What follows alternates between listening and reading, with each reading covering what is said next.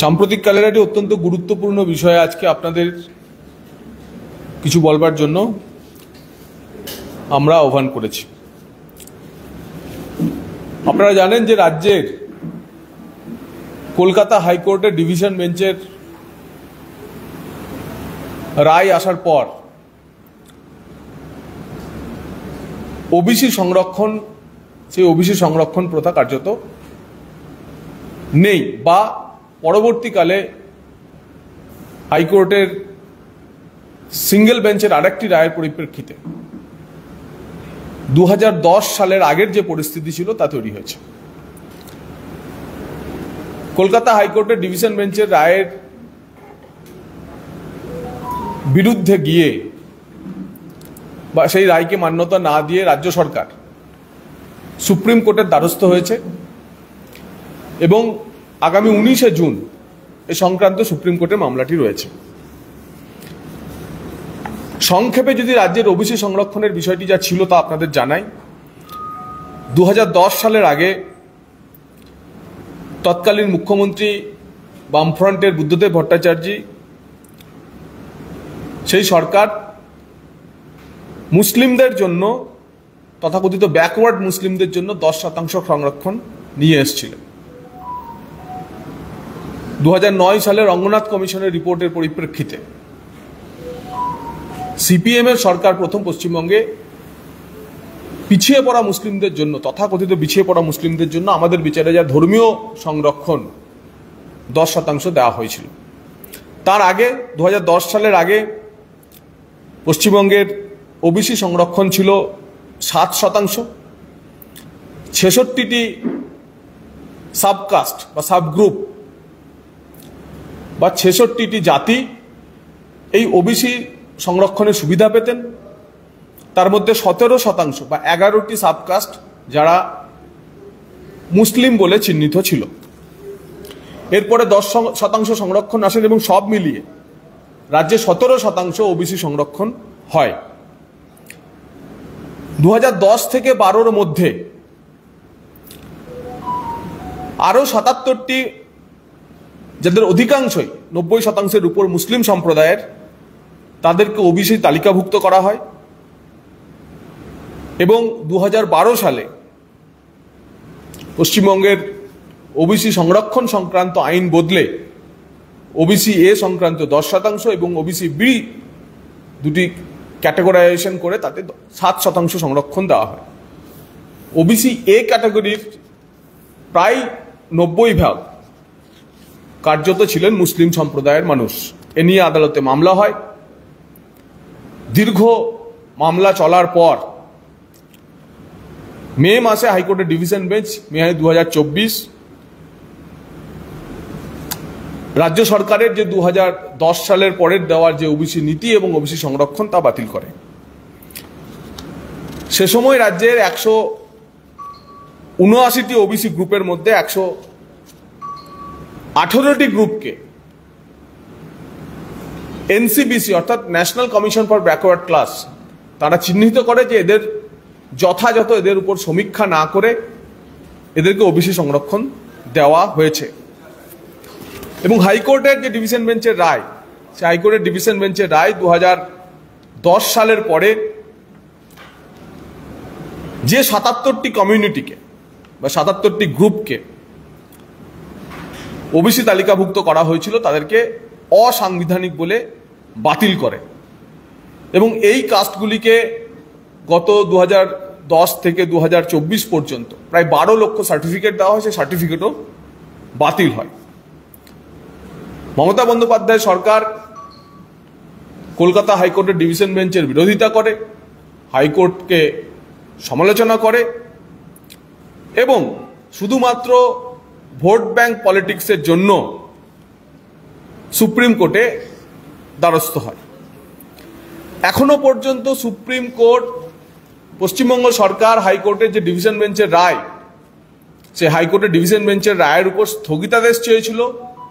Supreme court সেই স্থগিতাদেশ দেয়নি, বরং সুপ্রিম কোর্টের সামনে রাজ্যের যে আইনজীবী তিনি ঘোষণা করেন যে তারা আরো বিশদভাবে আরো বৈজ্ঞানিক সম্মত উপায়ে তারা সমীক্ষা করবেন এবং সমীক্ষা করার পর তারা নতুন সার্ভে এবং ওবিসি শ্রেণীবিন্যাস নিয়ে তারা সুপ্রিম কোর্টে ফেরত যাবেন। এরকম একটি পরিস্থিতিতে দাঁড়িয়ে ওবিসি কমিশন এবং ওবিসি দপ্তর নতুন করে যে সমীক্ষা হয়েছে সেই সমীক্ষা আমাদের বিচারে কার্যত ভুয়ো।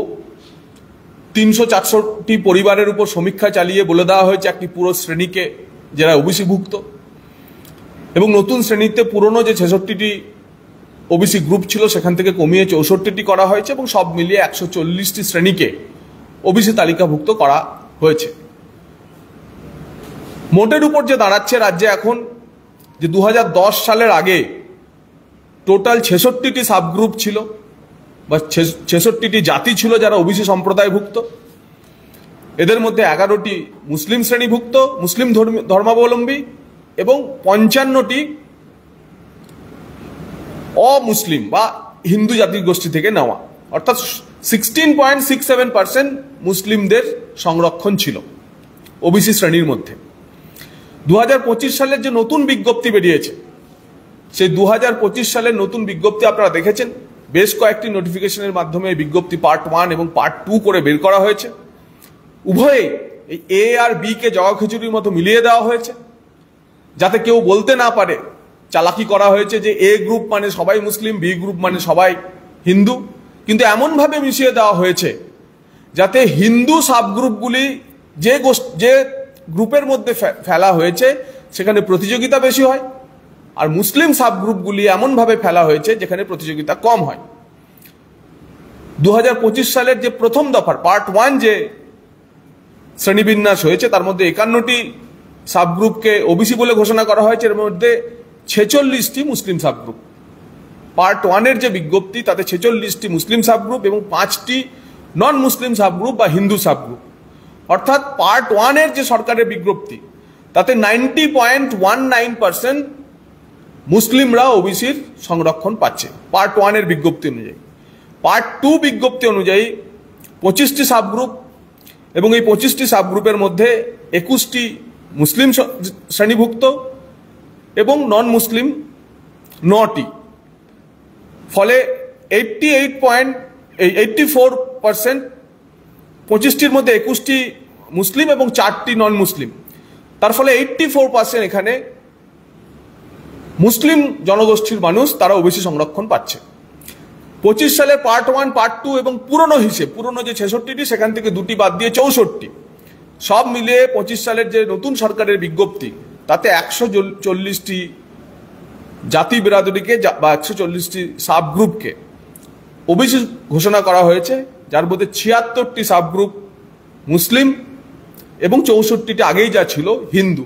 অর্থাৎ নিউ ইনক্লুশনের আপনারা দেখছেন একটি পার্টে 90%, অন্য পার্টে 84% মুসলিমদের এই সংরক্ষণের আওতায় দেওয়া হয়েছে। এবং কিভাবে কম্পিটিশনটা হয়েছে, কিভাবে মিশিয়ে দেওয়া হয়েছে এ আর বি, সেটা আপনাদের আরো সহজভাবে বলার জন্য যে মুসলিম এ ক্যাটাগরি তার মধ্যে 7% সংরক্ষণ আছে। এই 7% সংরক্ষণের সুবিধা পাচ্ছে 49টি সাবগ্রুপ। এই 49টি সাবগ্রুপের মধ্যে 35টি মুসলিম, 14টি হিন্দু, অর্থাৎ 71.43%, 71.43% মুসলিমরা এখন ওবিসি এ ক্যাটাগরির সংরক্ষণ পাচ্ছেন। এবং ওবিসি বি ক্যাটাগরি অর্থাৎ 10% সংরক্ষণ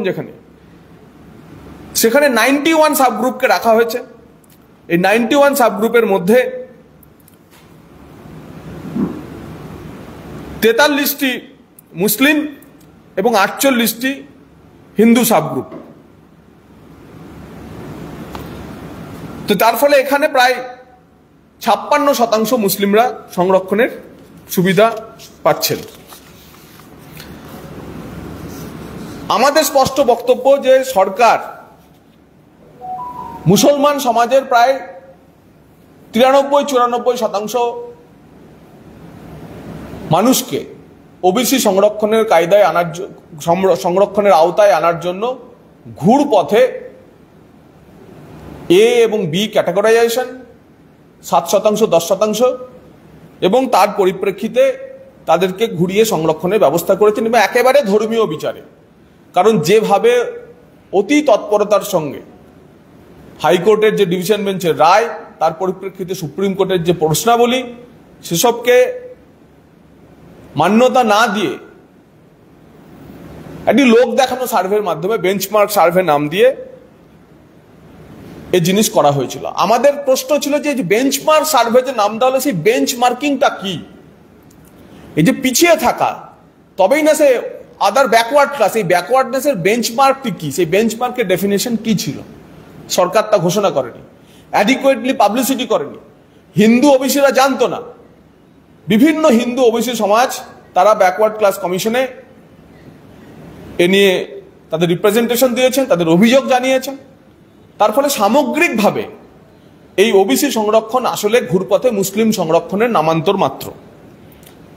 এমন একটা পরিস্থিতিতে সুপ্রিম কোর্টে চলা মামলায়, যে মামলার উপর হাইকোর্টের ডিভিশন বেঞ্চের রায়ের উপর যেখানে স্থগিতাদেশ নেই, এবং তার পরিপ্রেক্ষিতে মেডিকেলের পোস্ট গ্রাজুয়েট স্টুডেন্টসরা হাইকোর্টের দ্বারস্থ হলে হাইকোর্ট বলে দিয়েছে যেখানে স্পষ্টভাবে যে 2010 সালের আগের রোস্টার মেনে রাজ্য সরকার ভর্তি করতে পারে বা নিয়োগ করতে পারে, তাতে কোনো বাধা নেই। কিন্তু আপনারা এখনো জানেন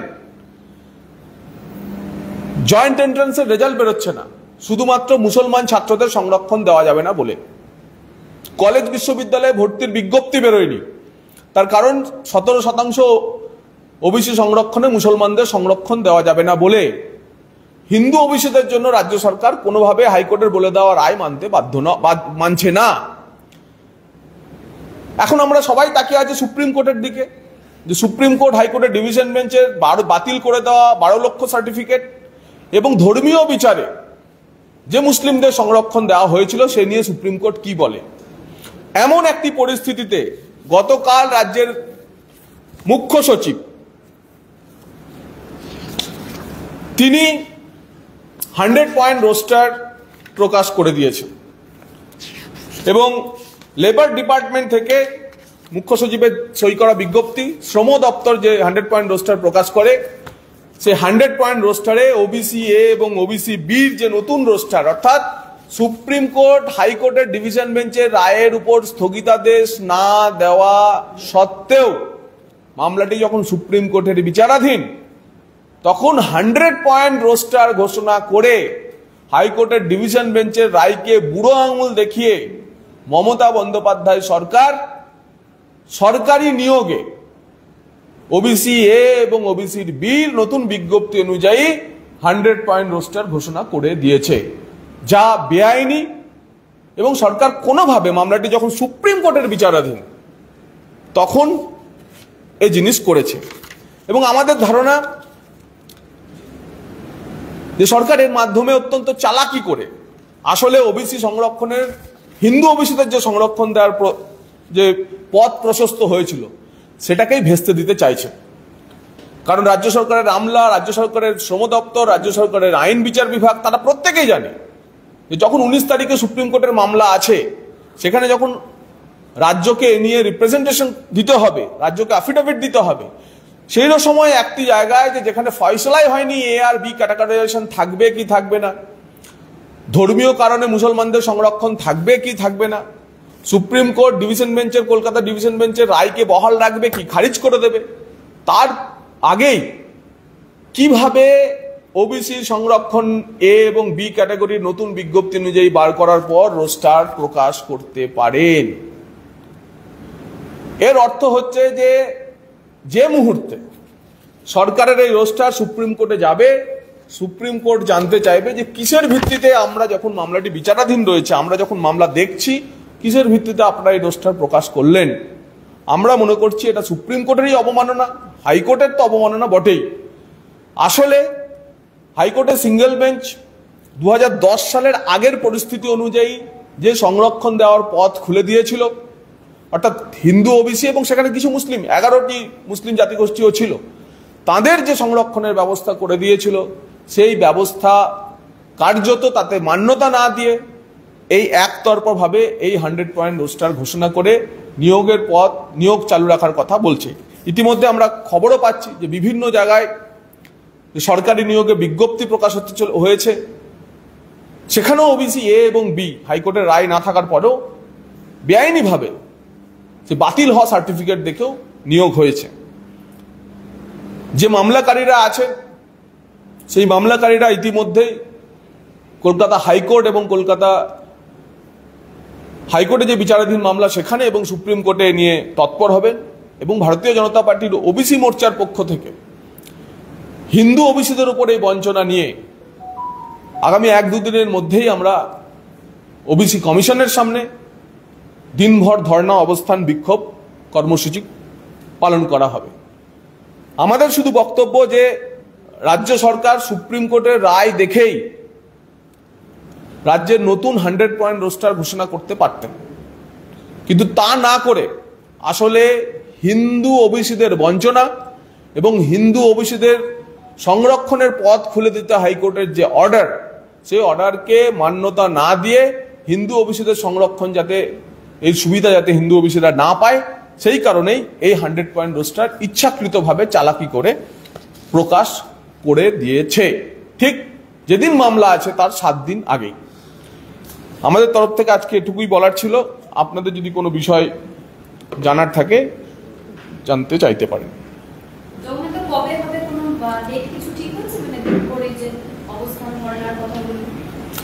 আমরা সম্ভবত 17 তারিখ মঙ্গলবার ওবিসি কমিশনের সামনে দিনভর ধর্ণা অবস্থান চলবে।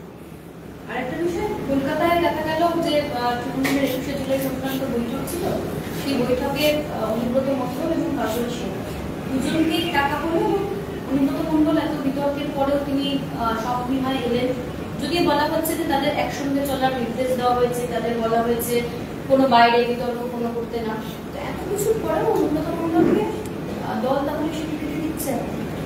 অনুব্রত মণ্ডলকে স্বীকৃতি না দিয়ে মমতা বন্দ্যোপাধ্যায়ের উপায় নেই। অনুব্রত মণ্ডল 5 দিন শয্যাশায়ী ছিলেন হোমিওপ্যাথ এক চিকিৎসকের চিকিৎসার ভিত্তিতে। উনি ওষুধ এত কড়া ডোজের খান যে ওই বুলি ওনার মুখ দিয়ে বেরোয়, কিন্তু চিকিৎসা করেন ওনার হোমিওপ্যাথ। আমি হোমিওপ্যাথি চিকিৎসা ব্যবস্থার উপর আমি আস্থা রাখি না তা না, আমিও নিজে হোমিওপ্যাথের ভরসায় অনেক কিছু করি, কিন্তু কড়া ডোজের ওষুধ, যে ওষুধের প্রতিক্রিয়ায় ও ধরনের বুলি বেরোয়, তার পরিপ্রেক্ষিতে ওনার দেখলাম যে ডাক্তার যিনি ওকে বেড রেস্টে থাকতে বলেন তিনি একজন হোমিওপ্যাথ। অসুবিধা কিছুই নেই। ঠিক 5 দিন পর আমরা সরাসরি বলছি, মুখ্যমন্ত্রীর ফোন পেয়ে, মুখ্যমন্ত্রীর আশ্বাসে, অভয়ে এবং প্রশ্রয়ে অনুব্রত মণ্ডল এসডিপিও অফিসে গেছিলেন। 250 নম্বর এফআইআর আজও প্রকাশ পেল না।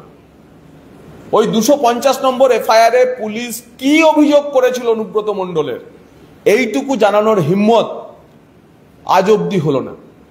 ওই অডিও ক্লিপে রাজ্য পুলিশের ডিজির নাম করে কথা বলা হয়েছে। কি ভাষায়, কি টোনে রাজ্য পুলিশের ডিজির সঙ্গে অনুব্রত মণ্ডল কথা বলছেন। আমরা বারবার প্রশ্ন করেছি, যদি ওই কল ঠিক ছিল না, ফেক ছিল, তাহলে রাজ্য পুলিশের ডিজির অফিস থেকে কেন ওইরকম কোনো ফোন তিনি পাননি তা বলা হয়নি। তাই অনুব্রত মণ্ডল হোক বা কাজল শেখ হোক, এ নিয়ে আপনারা চিন্তাগ্রস্ত হতে পারেন। আমরা যারা বীরভূমের মানুষ তারা জানি, যারা এই প্রকৃতিরই জীব এবং তৃণমূল কংগ্রেসেরও এদের ছাড়া উপায় নেই। এই সংস্কৃতিতেই ওরা বীরভূমে অন্তত পক্ষে তৃণমূল কংগ্রেসকে বাড়িয়ে চলেছে। বাঁদরের পিঠে ভাগ হয়ে নিয়ে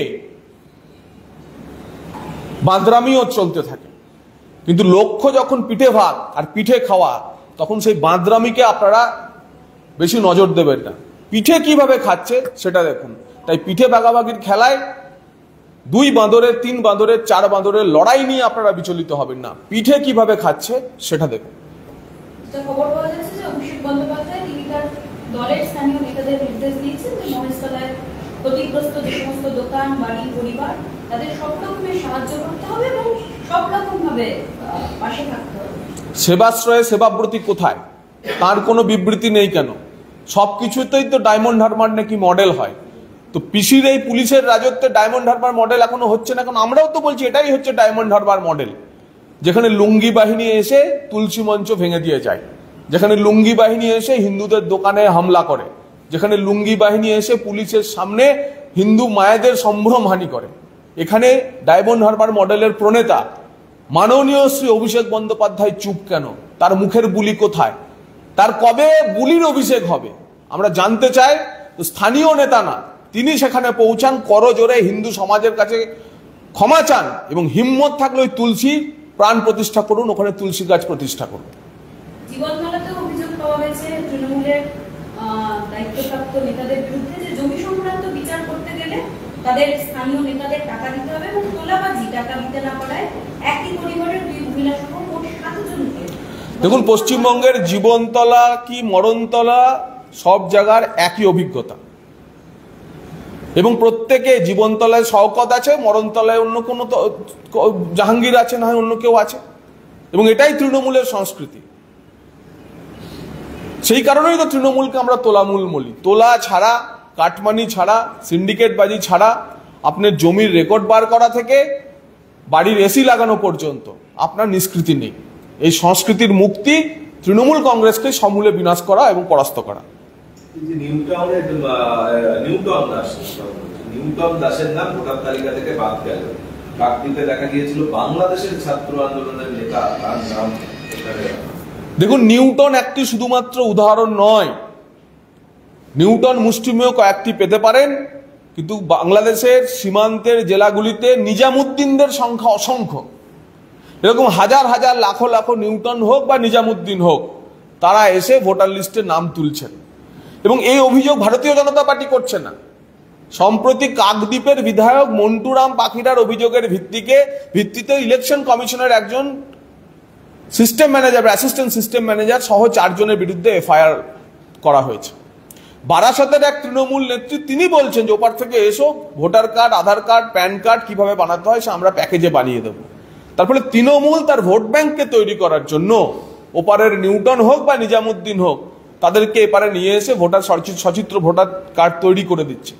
আমরা নির্বাচন কমিশনের কাছে সেদিনও গিয়ে বলে এসেছি, যেটা আপনাদের দায়িত্ব, যে কোনো মূল্যে এই ধরনের ভোটারদের চিহ্নিত করা, ডাউটফুল ভোটারদের, এবং তাদের নাম বাদ দেওয়া। নির্বাচন কমিশন আমাদের আশ্বাস দিয়েছেন যে চলতি ভোটার তালিকা সংশোধন এবং আগামী আগস্ট মাস থেকে শুরু হওয়া যে বিশেষ তালিকা সংশোধনের কাজ হবে, তাতে বাংলাদেশি ভোটারদের বিষয়টি তারা চিহ্নিত করবেন, প্রয়োজনে তাদের বিরুদ্ধে ব্যবস্থা নেবেন এবং বাংলাদেশি ভোটারদের গ্রেপ্তার করা হবে। পাক নাগরিক আজাদ মল্লিকের হাত ধরে 78 জনের নাম ভোটার তালিকায় অন্তর্ভুক্ত হয়েছে।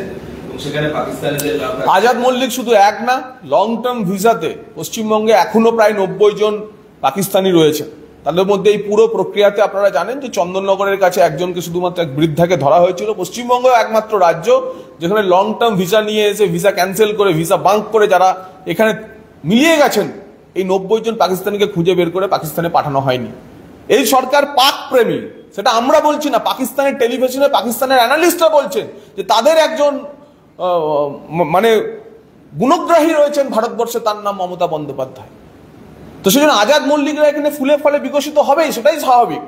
আর এই আজাদ মল্লিকদের চিহ্নিত করার কাজ যেভাবে ইডি করেছে, যেভাবে এই মামলাটি মানি লন্ডারিং এর মামলায় ব্যবস্থা নেওয়া হয়েছে, ধীরে ধীরে এমন আরো আজাদ মল্লিক এবং আজাদ মল্লিকের মদতদাতারা চিহ্নিত হচ্ছে, তাদের বিরুদ্ধেও ব্যবস্থা নেওয়া হবে। ফিরহাদ হাকিম বলছেন যে কারোর চাকরি হারাদের উদ্দেশ্যে যে কারোর প্ররোচনায় পা দেবেন না, আপনাদের পাশে মমতা বন্দ্যোপাধ্যায় আছে। মমতা বন্দ্যোপাধ্যায়ের জন্যই তো, মমতা বন্দ্যোপাধ্যায়ের প্ররোচনায় মমতা বন্দ্যোপাধ্যায় চোরেদেরকে অতিরিক্ত প্ররোচনা দেওয়ার ফলে তো চাকরি বিক্রি হলো, এবং তার ফলেই তো আজকে 26,000 শিক্ষক এবং অশিক্ষক, শিক্ষিকা এবং মহিলা অশিক্ষক কর্মচারী তারা চাকরি হারা হলেন। এদের মধ্যে অনেকে যোগ্য, অনেকে অযোগ্য। তারা প্রত্যেকেই বলছেন যে শিক্ষক বা শিক্ষিকার অভিনয়টা ডিসেম্বর পর্যন্ত করে নি, এরপর তো আমাদের পথে বসতে হবে। এবং বারবার ভারতীয় জনতা পার্টি কনসিস্টেন্টলি বলছে এই পুরো প্রক্রিয়ায়, চাকরি বিক্রি প্রক্রিয়ার দায় একমাত্র তৃণমূল কংগ্রেসের, দায়ী মুখ্যমন্ত্রী মমতা বন্দ্যোপাধ্যায়, তাই সম্পূর্ণ দায়িত্ব মমতা বন্দ্যোপাধ্যায়ের। ফিরহাদ হাকিমকে বলবো মমতা বন্দ্যোপাধ্যায়কে সেই দায়িত্বের কথা স্মরণ করান। ঘাটে টাকার বান্ডিল, সেই টাকা গুনতে দেখা যাচ্ছে তৃণমূল নেতাদের, আর সরকারি চাকরির প্রতারণার ফাঁদ বলে তদন্তকারীরা মনে করছেন ঘটনাস্থল আমরা ভেবেছিলাম আমাদের মোটা মন্ত্রী এবং তার বান্ধবীর খাটের তলাতে যে টাকা আছে সেটাই হয়তো একজনের টাকা, কিন্তু এখন দেখছি আপনারা আবার অন্য জায়গার টাকার সন্ধান দেখাচ্ছেন। তার মানে তদন্তকারী সংস্থাগুলিকে আমরা অনুরোধ করব যে শুধুমাত্র বান্ধবীর খাটের তলার টাকাটাই টাকা না, আরো অনেক টাকা আছে, সেই টাকা আপনারা খুঁজে বের করুন। রবীন্দ্রনগরের আইসি কে বদল করা হলো, তাকে দার্জিলিংয়ে পাঠিয়ে দেওয়া হলো, এতে কি পরিস্থিতির বদল হবে? কোনো পরিস্থিতির বদলই হয়নি। মোথাবাড়ি, শামসেরগঞ্জ, ধুলিয়ান, বেদবনার ঘটনার পর সেখানকার তো পুলিশ সুপারকেও বদলে দেওয়া হয়েছে। সেখানে কি হিন্দুরা সুরক্ষিত আছে? কেন হিন্দুরা বলছে পার্মানেন্ট বিএসএফ ক্যাম্প চাই? রবীন্দ্রনগর, সন্তোষপুর, আখড়ার হিন্দুরাও আজ আতঙ্কিত। আমরা দেখেছি তুলসী মঞ্চটি যখন ভাঙা হচ্ছে, অনতি দূরে দাঁড়িয়ে আছে মুকুল মিয়া। মুকুল মিয়ার মধ্যে কোনো রিয়াকশন নেই। কেন নেই? মুকুল মিয়া ভালো জানেন। কিন্তু রাজ্য সরকার এই বদলি করে আসলে মানুষকে বোকা বানাচ্ছে, কিন্তু অপরাধীরা ছাড় পেয়ে আছে, নিরপরাধ কিছু মানুষকে ধরে গ্রেপ্তার করা হয়েছে।